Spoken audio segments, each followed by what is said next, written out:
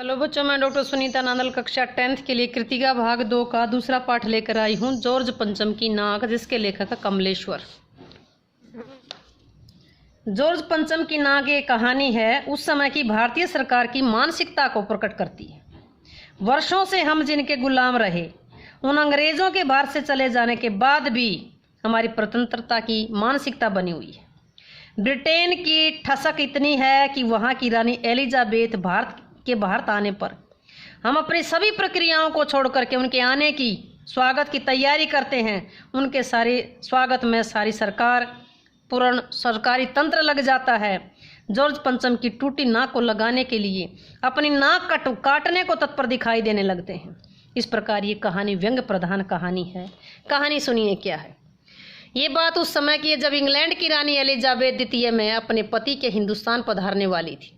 अखबारों में उनकी चर्चा हो रही थी। रोज लंदन के अखबारों से खबरें आ रही थी कि शाही दौरे के लिए कैसी कैसी तैयारियां हो रही हैं। रानी एलिजाबेथ का दर्जी परेशान था। क्वेश्चन बनेगा, दर्जी के परेशान होने का क्या कारण था।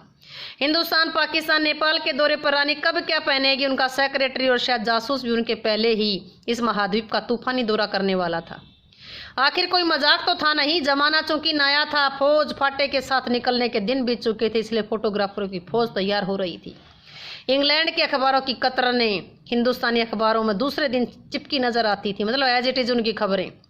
रानी ने एक ऐसा हल्के रंग का नीला सूट बनवाया था जिसका रेशमी कपड़ा हिंदुस्तान से मंगाया गया है। करीब 400 पौंड खर्चा, 1 पौंड 400 ग्राम का खर्चा उस सूट पर आया है। रानी एलिजाबेथ की जन्म पत्री छपी, प्रिंस फिलिप के कारनामे छपे, और तो और उनके नौकर, बावर्ची, खानसामे, अंगरक्षक, उनके बॉडीगार्डों की पूरी जीवनियां देखने में आई। शाही माहौल में रहने वाले पलने वाले कुत्तों तक की तस्वीरें उस अखबार में छप गई। बड़ी धूम थी, बड़ा शोर शराबा था। संग इंग्लैंड में बज रहा था, गूंज हिंदुस्तान में आ रही थी। यानी कि चहल पहल वहाँ थी और उसका असर कहाँ था, हिंदुस्तान में था।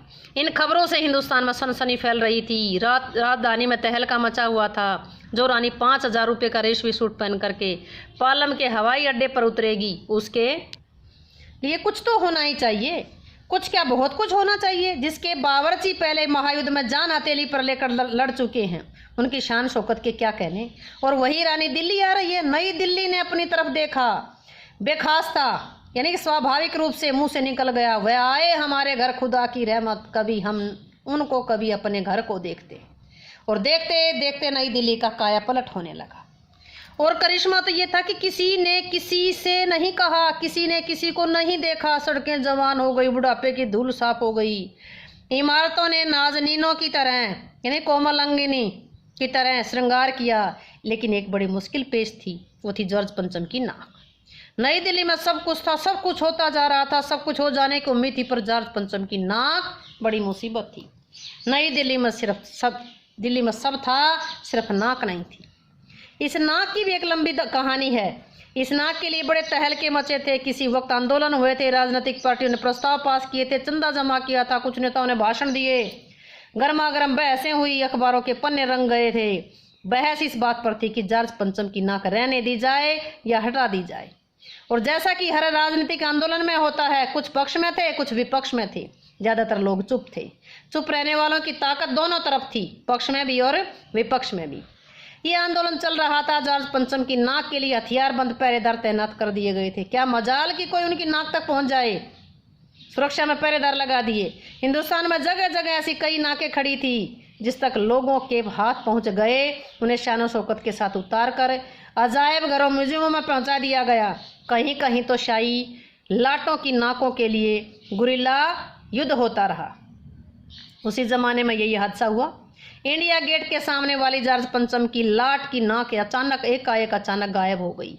हथियारबंद पहरेदार अपनी जगह तैनात रहे, गश्त लगती रही और लाट की नाक चली गई। रानी आए और नाक ना हो, एकाएक परेशानी बड़ी सरगर्मी शुरू हुई।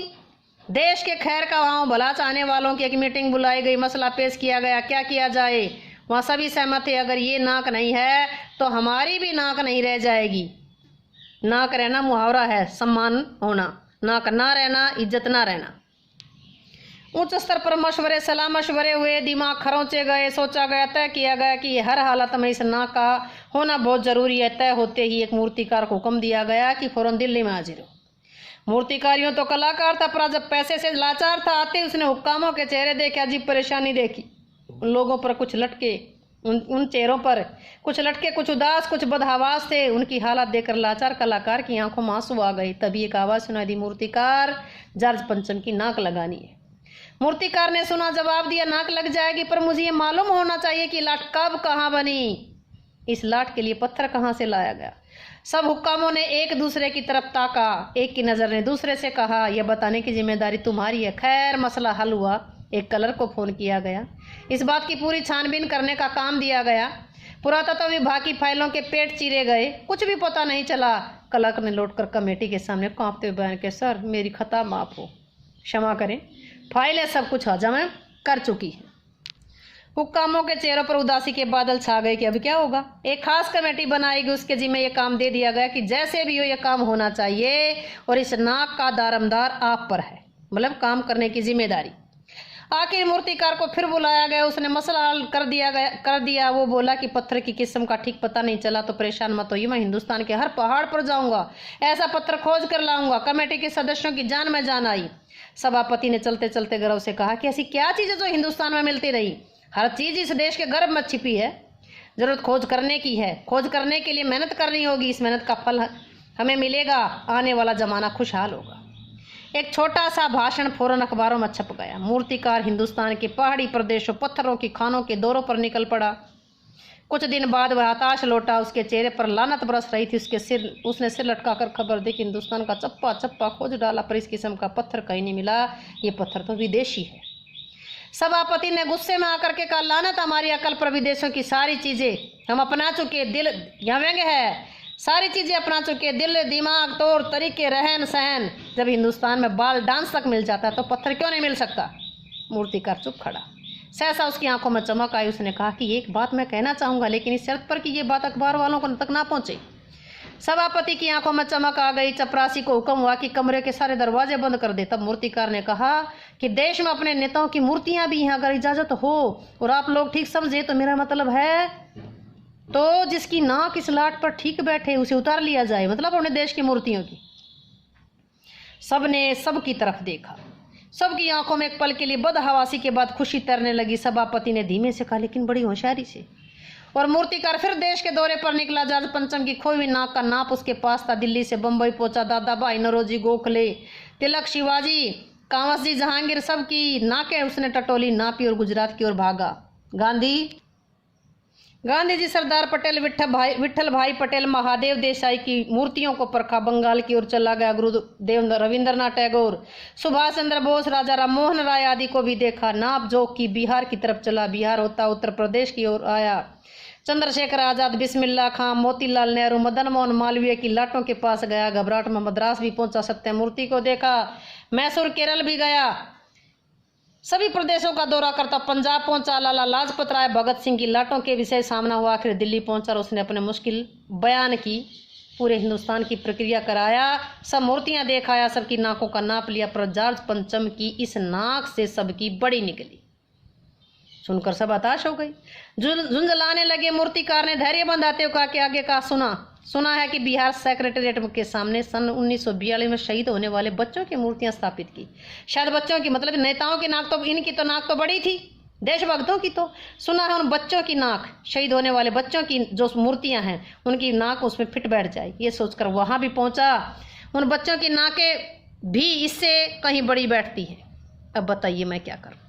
राजधानी में सब तैयारियां थी। जॉर्ज पंचम की लाट को मलमल कर नहलाया जा रहा था, रोगन लगाया जा रहा था, सब कुछ हो चुका था, सिर्फ नाक नहीं थी। बात फिर बड़े हुक्कामों तक पहुंची। बड़ी खलबली मच गई। अगर जॉर्ज पंचम की नाक ना लग पाई तो रानी का स्वागत करने का मतलब ये तो अपनी नाक कटवाने वाली बात हुई। लेकिन मूर्तिकार पैसे से लाचार, यानी हार मानने वाला कलाकार नहीं था, वो भी लालची था। एक हैरतगंज ख्याल उसके दिमाग में कौंधा। शर्त दोहराई। जिस कमरे में कमेटी बैठी थी उसके फिर दरवाजे बंद कर दिए गए। मूर्तिकार ने अपनी नई योजना बताई। चूंकि नाक लगना एकदम जरूरी है, इसलिए मेरी राय है कि 40 करोड़ में से, जब ये पाठ लिखा गया उस समय हमने जनसंख्या 40 करोड़ थी, कोई एक जिंदा नाक काट कर लगा दी जाए। बात के साथ ही सन्नाटा छा गया। कुछ मिनटों की खामोशी के बाद सभापति ने सबकी तरफ देखा। सबको परेशान देखकर मूर्तिकार कुछ हचकचाया। धीरे से बोला, आप लोग क्यों घबराते हैं? ये काम मेरे ऊपर छोड़ दीजिए। नाक चुनना मेरा काम है। आपकी तो सिर्फ इजाजत चाहिए। कानाफूसी हुई और मूर्तिकार को इजाजत दे दी गई। अखबारों में कोई जिक्र नहीं था, केवल इतना छापा गया कि नाक का मसला हल हो गया। राजपथ पर इंडिया गेट के पास वाली जॉर्ज पंचम की लाट के नाक लग गई। नाक लगने के पहले फिर हथियारबंद पहरेदारों की तैनाती हुई। मूर्ति के आसपास का तालाब सुखाकर साफ किया गया। उसकी रवाब निकाली गई। उसमें ताज़ा पानी डाला गया ताकि जो जिंदा नाक लगाई जाने वाली थी वो सूखने ना पाए। इस बात की खबर जनता को नहीं थी। ये सब तैयारियां भीतर भीतर चल रही थी। रानी के आने का दिन नज़दीक आता जा रहा था। मूर्तिकार खुद अपने बताए हल से परेशान था। जिंदा नाक लगाने के लिए उसने कमेटी वालों से कुछ और मदद मांगी, उसे दे दी गई, लेकिन इस हिदायत के साथ कि एक खास दिन हर हालत में नाक लग जानी चाहिए। वो दिन आया, जॉर्ज पंचम की नाक लग गई। सब अखबारों में खबरें छापी कि जॉर्ज पंचम ने कि जिंदा नाक लगाई गई, यानी कि ऐसी नाक जो कतई पत्थर की नहीं लगती। लेकिन उस दिन के अखबारों में एक बात गौर करने की थी। उस दिन देश में कहीं भी कोई उद्घाटन की खबर नहीं छपी। किसी ने कोई फीता नहीं काटा, कोई सार्वजनिक सभा नहीं हुई, कहीं भी किसी का अभिनंदन नहीं हुआ, कोई मानपत्र भेंट करने की नौबत नहीं आई, किसी हवाई अड्डे या स्टेशन पर स्वागत समारोह नहीं हुआ, किसी का ताज़ा चित्र नहीं छपा। सब अखबार खाली थे। पता नहीं ऐसा क्यों। नाक तो सिर्फ एक ही चाहिए थी, और वो भी बुद्ध के लिए। क्या पूरे 40 करोड़ जिसका जिक्र था, क्या उनकी सबकी कुर्बानी दे दी गई? पाठ के अंत में आया कि सारे अखबार चुप क्यों थे। जॉर्ज पंचम की जो जिंदा नाक लगने से अखबार वाले शायद लज्जित थे कि जिस जॉर्ज पंचम की तुलना छोटे बच्चे से भी ना की जा सके, जिसके अत्याचार को इतिहास भी नहीं भुला पाया, उस जॉर्ज पंचम की लाट पर अपने सम्मान की नाक कटवा करके जिंदा नाक फिटकी गई। ये जो कृत्य था, ये चुल्लू भर पानी में डूबने के बराबर था। ये जो भाव था, ये देशवासियों को कचोट रहा था। मातम का दिन समझा हो सकता है देशवासियों ने। इस कारण कहीं भी कोई उद्घाटन की खबर नहीं थी, कहीं कोई फीता नहीं काटा था, कोई सभा नहीं हुई थी, किसी का अभिनंदन नहीं हुआ था, कोई मानपत्र भेंट नहीं किया गया था, हवाई अड्डे पर किसी का स्वागत नहीं हुआ था।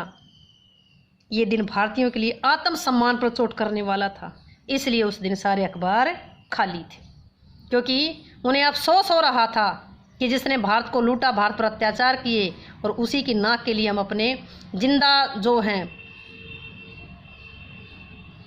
उनका भी यानी कि उन्हें भी न्योछावर करने जा रहे हैं। ये हमारे लिए बड़े ही शर्म की बात है। तो ये पाठ 2 था, जॉर्ज पंचम की नाक। एक व्यंग्य भरी कहानी है। वीडियो अच्छी लगी हो, पाठ समझ आया हो तो वीडियो को लाइक करें, शेयर करें, चैनल को सब्सक्राइब करें।